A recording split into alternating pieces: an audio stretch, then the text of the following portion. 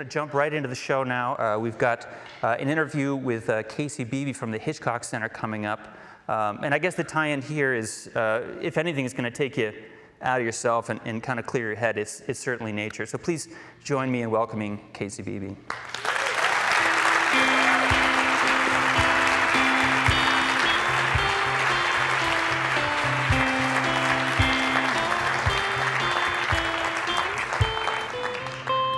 So, I mean, that all sounds very well and good, but is there anything really happening in the natural world right now? I mean, I look out my window and I see ice and misery. Right. Well, a lot of things are also down under that ice and misery. You know, everything's trying to survive. Everything's on the edge of its survival. And so... I'm not alone then. No, we're not alone at all. Everything is hunkered down and, you know, just sort of trying to make it. Okay. All the animals and plants have really amazing winter survival strategies in New England and anywhere in the north. Obviously, we know many things hibernate. Most interesting being all the amphibians and reptiles pretty much are hibernating right now. And so they're going into these states of torpor, and they're going down into the mud. They're getting so letting their like metabolic. The frog on our poster. Yeah. So that wasn't that's a mistake, even special. No, he did that on purpose. Well, I think the one on the poster might have been a mistake. So there are all sorts of frogs that are going. How can you tell? I mean, was there an expression on his face? Yeah, the posture doesn't look good, and the fact that it's in water doesn't look good. So, yeah, so there are several species of frogs that do actually go into a full frozen state for winter, which is pretty amazing. So, but that's not how you do it. No. So the frogs that do that are the wood frog, the spring peeper, and the gray tree frog. Okay. And those are not the aquatic frogs. I see. So they're the frogs that tend to be in the leaf litter, but they do freeze nearly solid. So they've mastered cryogenic freezing, which of course we humans wish we could do. Yeah, we do. I mean, this is where I wanted to take this, because I think that we should, if we can do that, I think that we should, for several reasons. Yeah, well, an organ transplant being the thing people are really focused on. I was thinking about heating bills, you know, like, if we could tolerate lower temperatures. Well, I mean, if we could just, everyone checked out from January to February. Right. Yeah. I mean, you solve the oil dependency. Yeah, I mean, I think that the animals that have figured out how to just shut down, get low, reduce their metabolic rate, they're in much better shape than the ones that are out there freezing, trying to find food, trying to survive. Many of the mammals are active and. We need. I think that just like we've got like a. We already do daylight savings, right? So it just needs to be coordinated somehow. Like you need a hibernation council. Yeah. Like everyone, go into your bathtubs and freeze yourselves. I think areas up in the Arctic, like northern Russian areas, like there is history and evidence of people just sort of going into just long sleeping periods where people just wake up and eat little bits and then just sort of sleep off the winter. So there is precedent for humans doing that. It can be done. Okay. Yeah. What else we got? What else is going on out there? So exciting thing this month has been the snowy owls. There's been an invasion of snowy owls this year. It's been an amazing year for snowy owls. I don't know if some of you have seen them, and that's what the clapping's about. But there was a snowy owl in Deerfield that many people went to see, and the Deerfield snowy owl. I mean, how many are there? The one town one town gets an owl. Is that how they distribute themselves? If you're lucky, not even that Does many. Amherst have one? We've had no. We don't? I think there's what do we only have to do to get one or two. Okay, let's just go steal Deerfield. Well, apparently it's related to the lemming population in the Arctic, so. Okay, connect the dots for me there. I mean, what? So it's looking like this year the reason there's this abundance of snowy owls, and they're being seen all over in sort of unprecedented numbers, actually coming one was seen in Bermuda even. Wow. And as far south Bermuda as North has Carolina. one, and we don't have one? Right. Well, we have one in the Pioneer Valley, just not Amherst. Okay. I don't think it's been seen in Wow. Amherst. So when you say unprecedented numbers, like usually the number is 0? No, well, often you'll see them. Yeah, often not. Yeah, we don't often get them here. You might see one out at Plum Island or at the Logan Airport. We'll often get a snowy owl. But it's the young males who are making their way down to the margins of their range, because They're the ones who they're not as good a hunter, and so they end up sort of marginalized. I was going to say it was going to be sex, because somehow we talk animals, it always turns into a sex thing. So the males, so these young males, they don't quite know what they're doing. Yeah. So everyone's like getting all jumped up. They're like getting pushed to the edge of the range. Yeah. So we're excited about like some really stupid owls that have. They're beautiful. They're beautiful not though. Stupid. They're not. Yeah. Well, okay. There's some smarter ones, but the smart ones don't come here. Not as much. Yeah. No. Okay. No. I can't say I blame them, really. Okay. So actually, you mentioned something earlier to me. Like I've been trying to think of reasons not to cryogenically hibernate. I look out my window, and there are a few reasons immediately ocularly available to me. But you pointed out something to me that there are these weird little paths in the snow. Yeah. That, because I remember seeing. Could you describe what these things are? Well, so many of the little tiny mammals, the voles and shrews, and many of those, and some of the mice, will.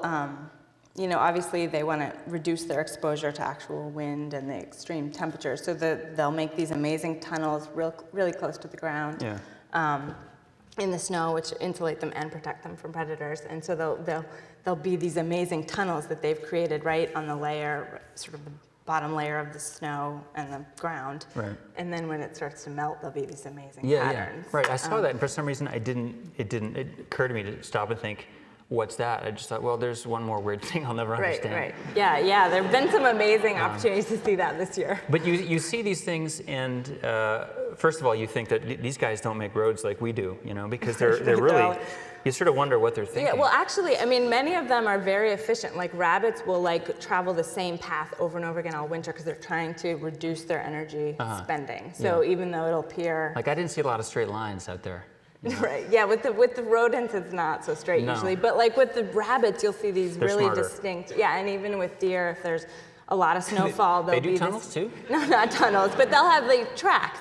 So they're not every little bit of energy spent. So if going through deep snow, you want to avoid. So they make these well-trodden paths so that they're reducing every little tiny calorie. Yeah. Can you imagine how pissed off the snowy owls are when they see those tunnels appear? Like that's where that guy was. Right. Yeah. All right. So we got time for maybe one or two more of these fun little things. What else can you tell us about here? Well, we talked about mountain lions. A lot of the mammals are active. There are very few that actually truly hibernate. So a lot of the mammals are trying to survive actively. Mountain lions are controversial around here because many people have claimed to see them. And yet, U.S. Fish and Wildlife has stated clearly they are not here. They are extinct. Eastern puma is extinct. Oh, so this is like an X-Files thing. They're denying the existence of. Right, because you need to manage for them if they're here. Oh, okay. So they have a clear bias that if they acknowledge existence of these creatures, then it's their obligation to go out and tag their ears and do whatever they do. Well, right, or just make sure there's habitat and the various things, and worry about whether people are going to shoot them and things like that. Right. I remember seeing some pictures. I don't know where I could have seen this, but someone showed me like a roll of film that had been developed by one of these traps. That they put traps out attached to a camera, so the animal goes by and you see the animal. Yeah. But it's basically like one cougar butt after another. Like that's all. By the time the camera went off, the thing was gone. Anyway. That was here? That was near? No, I think that was out in Colorado. Okay, yeah. So there's plenty out in the West, and so. But people have been seeing them. One was killed in Connecticut, but the one that was killed in Connecticut, they actually were able to tell was from Colorado, so it had wandered 1,500 miles. Wow, or it took a bus. So like the snowy owls, the theory with many naturalists around here is that though there's not a breeding population, they're clearly being seen. Their scat has been found at the Quabbin and been DNA tested, and so it's the males again wandering around looking for a mate. Yeah, the males, the male owls and the male cougars out there alone. Right. Cougars, lions, I always mix them up. None of them are lions, but cougar. So cougar and puma, mountain lion, catamount. Oh, actually. The Latin name is Puma concolor, and it holds the Guinness record for the most common names of any animal. There's some intentional mystification going on here, probably spread by the cougars themselves. Perhaps. To really keep people guessing. Yeah, there's mountain screamer is one of the names. Really, mountain screamer? Because they scream. Okay. So, but you mentioned in a previous conversation that the good thing about having, like, I'm trying to weigh the goods and the bads here. I don't know what I should be voting for. You know, do I want them back or not? You know. Yeah, I mean, I think it's pretty cool. We could use a big predator. We could use a around big predator. Here. We could use a big cat. Huh. Yeah. You mean in the theater now? Because. Right. Yeah. It's all very well and yeah, good until he gets on stage. Right. Yeah. Well, if you see one, don't run. Okay. You're gonna act big. Fly. Just. And no, you don't want to fly. You want to pretend you're as big as you can. You know, if you've got a coat, make it big and seem scary. You basically do everything. The best way to respond is what you do with sharks is you show a lot of teeth and punch them in the nose, right? I don't know. No. Punching in the nose seems I'll like a let you bad know plan. how it works out. I did want to ask you about a couple things. I mean, it's great to have you here because, you know, questions come up for me that trouble me when I'm trying to sleep. And I can bring them to you and you can set my heart at rest. I'm wondering about moths and why they eat my clothes. You know, Gosh, because I mean they're related to butterflies, but butterflies eat nectar, right? So why would you eat clothes? I mean, is it a digestive thing? Like they need fiber? I think they're going after things that are left on your clothes. Oh, really? Yeah, I think they're going after like the fats and oils that You're saying I should wash my clothes So you should more? wash. Yeah, I think that does help. You wash your woolens before you put them away, and that I think will reduce. Okay, that's like But a really I serious don't know, takeaway right actually. there. That's really helpful. Okay, one more. I saw recently, you know, this is the kind of thing that you only read on the internet, but basically someone had done a study that figured out that dogs essentially crap in magnetic lines, you know, like they face north or south. Was this on your radar at all? I'm not on my radar, sorry. I mean, I sort of have heard something about Because research that. is going forward on this. You know, but it's one of those things where they tell you just a little bit and it kind of raises more questions than it. Right. Yeah. Like, what does that mean, you know? Like, I was thinking maybe, does that mean that birds or that dogs evolved from birds, you know? Because birds, you know, they follow the magnetic lines to... I'm an idiot trying to piece these things together. Where we're going. But, I mean, didn't the birds evolve from dinosaurs? So yes, theoretically, they did, then dogs could have... They were flying along one day. Then they saw like a bone and they landed and they're like, we like it down here, you know?